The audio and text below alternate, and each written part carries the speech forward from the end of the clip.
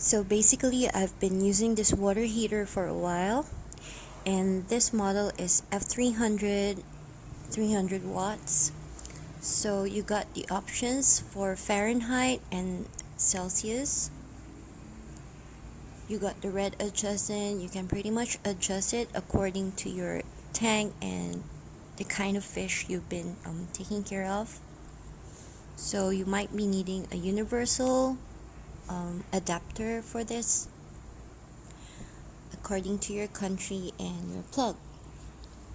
So this is a quick look of the water heater.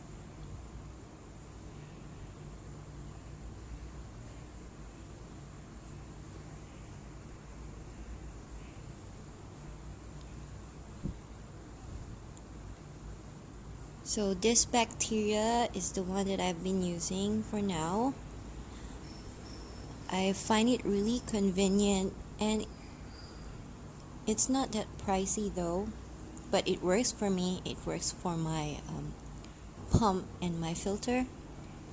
So basically I just add 2 spoons of this bacteria to keep my aquarium going.